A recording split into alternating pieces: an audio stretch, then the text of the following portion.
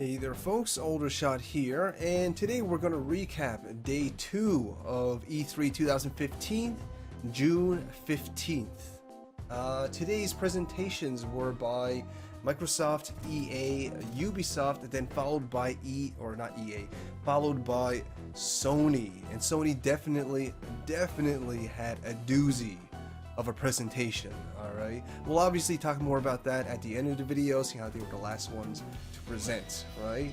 Now do keep in mind, I'm probably not going to be going over every single thing that's been talked about during today's E3, because that's obviously way too much. I'll only be touching on some highlights that I thought was really interesting, and kind of talk about how each presentation kind of went, right? So it's just more of an overview, if you will. But anyways, the first presenters were Microsoft, which unfortunately I didn't really catch firsthand, at least not most of it. I caught the end tail of it. I really like sleep, so I kind of slept in. But obviously I caught up through people's tweets and websites and all that kind of stuff. And a few notable announcements that I saw were definitely the fact that they're allowing for backwards compatibility for the Xbox One now to Xbox 360, which is excellent, of course. Obviously excellent. It should have been like that from the get-go, to be honest, but still better late than never, right? Even though this is a PC gaming channel, even though I'm a PC gamer who doesn't have any consoles, I'm still happy to see the Xbox One gamers get something that they really should have had from the very beginning. But either way, kudos to Microsoft for that. Awesome. Another notable little announcement was the fact that Xbox One, not PS4, but just Xbox One, of course PC, but they'll be allowing mods for the upcoming and very highly anticipated Fallout 4, right? Which is very interesting. It's not very often you hear about consoles having, you know, custom mods being able to be played on the console. That's just generally and traditionally not the case. Now, this isn't the first time I've heard of this, though.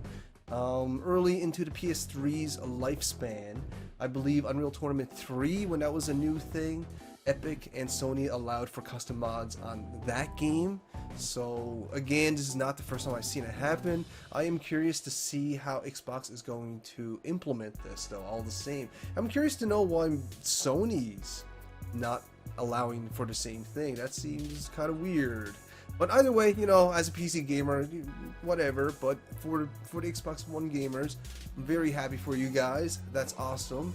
I'm glad you guys get to experience the magic of mods. It's quite magical. It's quite a magical world, let me tell you. But anyways, I'm not sure if this was actually announced during the Microsoft conference or not, but at some point anyways, Dark Souls 3 was officially announced. And I'm not really quite sure how I feel about it, to be completely honest, because, well, you think about it, right now, Bloodborne is still pretty damn new, right? It's under 6 months old, I believe, so it's a damn new game, and let's admit it, guys, people playing Bloodborne, they're the Dark Souls audience, right? So essentially, Bloodborne is Dark Souls 3 to the people who's playing it. So I'm not quite sure if the audience is ready for a new Dark Souls quite yet. But even if you take Bloodborne out of the equation, Dark Souls 2 is really not that old. I'm not really sure if Dark Souls have the type of audience where they'll receive, you know, annual updates to their game very well. You know, people who play Dark Souls, they're not, you know, EA Sports game players. They're not Call of Duty players. These guys play RPGs and the same RPG for months at a time, years at a time. You know, these are MMO players. These are players who are used to playing one game for many years before they get bored of it, right? So again, I think they're taking a bit of a misstep by doing Dark Souls 3 so damn quick. You know, it's been under a year since the last Dark Souls 2 DLC came out. So again, I'm a little iffy about this, so take it as you will. Alright, take it as you will. But let's see, yes, one more thing. Microsoft definitely announced one more thing that was really interesting, and that's they announced what they were going to finally do with the Minecraft IP. As we all know, about a year ago, maybe a little bit under it, they purchased Mojang, the studio behind Minecraft, and of course Minecraft itself, for a cool $2 billion. That's a lot of billions, guys. There's a lot more billions than I've ever seen. It's a lot of money. But they never really talked much about what they were going to do with Mojang or the Minecraft IP since they bought it. Well, this year E3, they finally made their announcements. They're doing some kind of weird virtual reality thing or some kind of augmented reality thing where they project the Minecraft environments onto your tabletop, right? So that's kind of interesting, like a hologram sort of thing, right? So I'm not really sure how that's going to work, but I'm very curious to it though. It looks cool. It looks new and, you know, shiny, I guess. But yeah, that's basically the Minecraft conference. At least all the stuff that I consider worth noting. Oh, they also announced Halo 5 as well, which is definitely worth noting. But there you go, Microsoft, and then it was followed by EA's rights. EA's presentation, I'm gonna just get right to it, guys. EA's presentation wasn't very good. It just wasn't very good. It was really boring. It was really long, and it had way too much sports games in it. Way too much sports games in it. In between the sports games, there was like Plants vs. Zombies, you know, and they teased a little bit of the new Star Wars game that they had, like Battlefront or something like that. And they ended with Battlefront. That was the big reveal, in which they already hinted towards from the beginning, because they knew they had nothing else to show, honestly, right? It was just a bunch of sports games, then Battlefront. In between it, they talked about Plants vs. Zombies, What We Do That Day, being sarcastic here, by the way. And I guess their other big announcement was, geez, what's that game? Mirror's Edge, Catalyst, or something like that. But either way, they're rebooting Mirror's Edge, which is cool. You know, I was a fan of Mirror's Edge. I thought it had a cool art design to it, had a cool concept, and I liked the game. So I'm excited to see this Mirror's Edge. But then they instantly followed it with more sports games. It was sports games. It was really boring. It was a lot of sports games, as you heard me complain about already. And they didn't really have very much to show or to say, to be completely honest. Even the presenter was really dry. He was also very boring himself. He probably added to the boredom. And you should have seen my Twitter feed. It was just so full of EA E3 salt.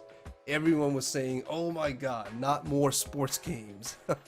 I saw a lot of people saying that maybe E3 should consider, for next time anyways, to split their normal games from their sports games into 2 conferences or something like that. But even if they did do that this year, they wouldn't have much to show then for their normal games, right? Like I said, they had like maybe 3 games worth noting. Plants vs. Zombies, which I'm really stretching as far as being worth noting. And then there was Battlefront and Mirror's Edge, and that's about it. And the worst thing is, not only was it boring, not only did they have nothing to say and nothing to show, they stretched the presentation 30 minutes longer than they were scheduled. So they stretched their boredom, terrible presentation for an additional 30 minutes that they didn't have. So yeah, bad show, EA. Bad show. You know, they didn't do very well this year, unfortunately. Now, they were followed up by Ubisoft, which definitely did a lot better than EA, but then again, by comparison, a bread box on the stage would do a lot better than EA this year. They didn't necessarily embarrass themselves this year. It was just really boring. They had nothing to talk about. They had nothing to show, and went 30 minutes over, right? I'm just repeating myself now. But anyways, Ubisoft. Right. They had a much more interesting presenter for sure. She was a lot more lively, had a lot more personality, and within 2 or 3 minutes of their presentation, Ubisoft's presenter kind of dropped a big old F-bomb, which I thought was really funny. I caught it.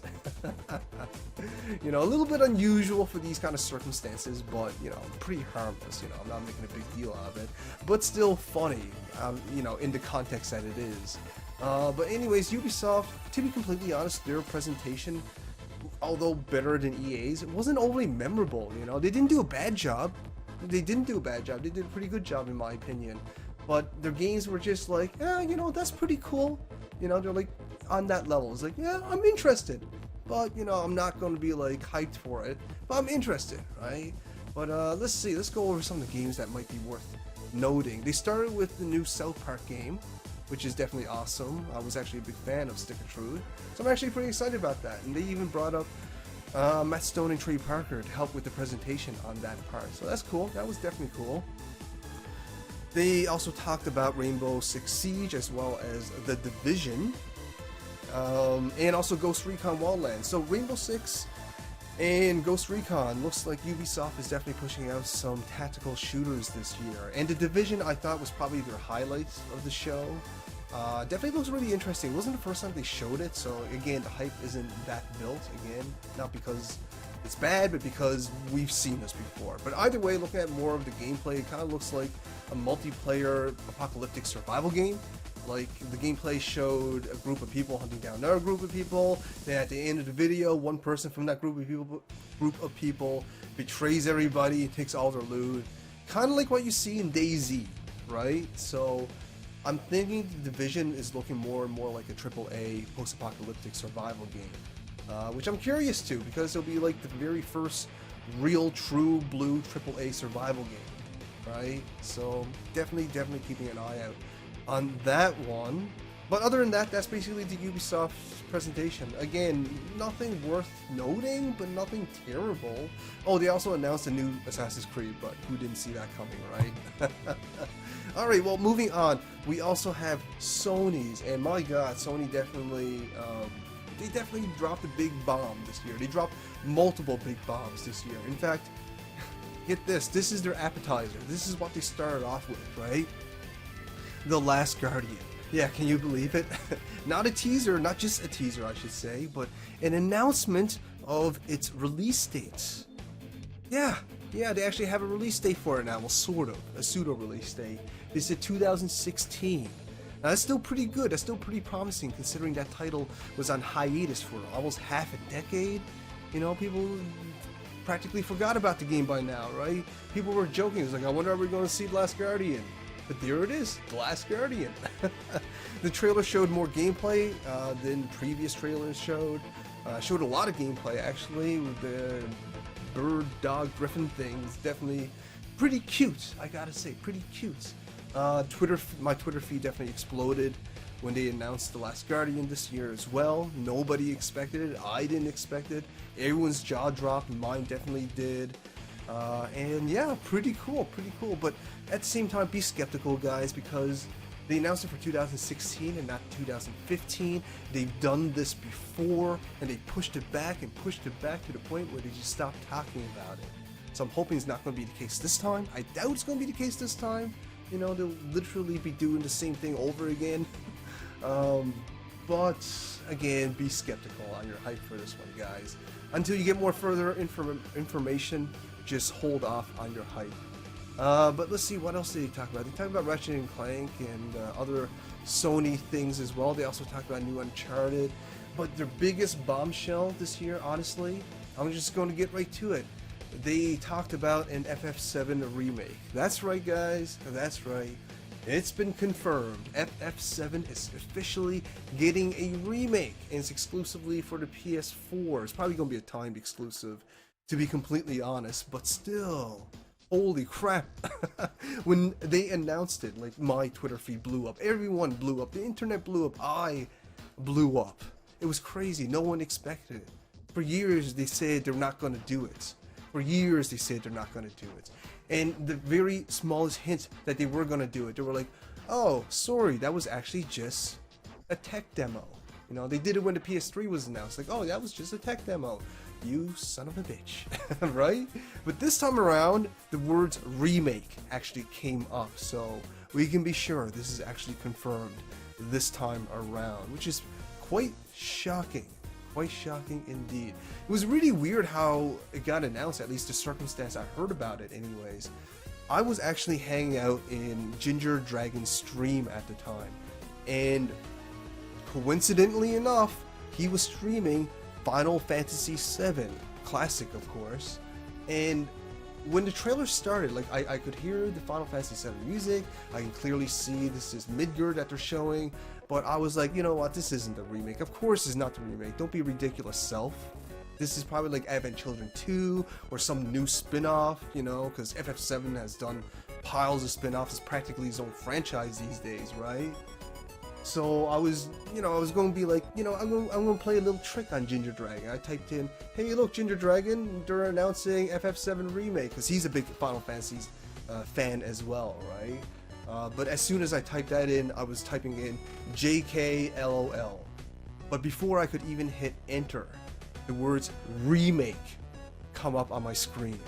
What are the chances of that? While I was watching an FF7 stream, while I was making a joke about FF7 having a remake, the words remake friggin' come up on my screen. It was unfriggin' believable. The chances are so slim, but there you go. Pretty interesting though, hey? I'm happy to hear it. Now, before you guys get really excited about this whole FF7 remake thing like I am, I'm really excited about it, obviously. Do understand that Square have talked about this before, right? In the past, they said they're not going to do it, but if they did do it, it won't be the same game. Which is understandable, you know, like FF7, honestly, the gameplay, the mechanics didn't age all that well. This turn-based mechanic probably wouldn't work well in the graphical fidelity that Square Enix is known for. So it's probably going to be closer to, say, Final Fantasy XIV or Final Fantasy XIII's combat system, right? Now, I understand this. It's a little bit disappointing to hear this, especially if you're an old school Final Fantasy VII fan like I am, right? Like I finished it into dozens of times. I got a game with 100% everything, master materia, everything, level 99, everything. You get what I mean, right? But you know, it's expected. We can't expect it to be an exact carbon copy with high-res graphics of the old FF7. It just won't work. Right? It might work for a very niche audience, like the old-time fans, but this is going to be an expensive project. They got to make their money back. So that means they need wide appeal. And that means the game mechanics have to be updated, right? So again, don't expect the same game. However, I'll still be perfectly content if they left the story alone. I think the story still holds up very well in modern times, and I really hope they don't play around too much with it. I like the characters as they are. I like the series of events happening as they are. I like FF7's story as it is, right? So they can mess with the gameplay as much as they want. I can understand that, as long as good, of course. So that was basically Sony's presentation. Again, all bombs this year. They really stole the show. They really outdone themselves. They brought back titles that no one thought they were going to hear from again. I feel bad for anyone who's going to follow Sony this year, to be completely honest, guys. I don't see anything topping them. You know, between the FF7 remake, The Last Guardian, Shamu, and all this stuff, they've outdone themselves, right? Oh, also, before I end this recap, at some point of today's E3, they also showed more gameplay footage for Metal Gear Solid 5, The Phantom Pain. So I'm pretty excited about that, obviously. I'm a big Metal Gear fan as well. So hopefully we'll see more about that game. But I want to bring it up because it's cool. Metal Gear is cool. So there you go. That's why. Anyways, folks, that's pretty much it. You know, definitely a very exciting day for E3 today. Except for EA, minus the EA thing. But other than that, definitely a very good day for EA. I'm excited to see what tomorrow brings. And we'll see you tomorrow for the recap of that. Anyways, thanks for watching, guys. Aldershot out.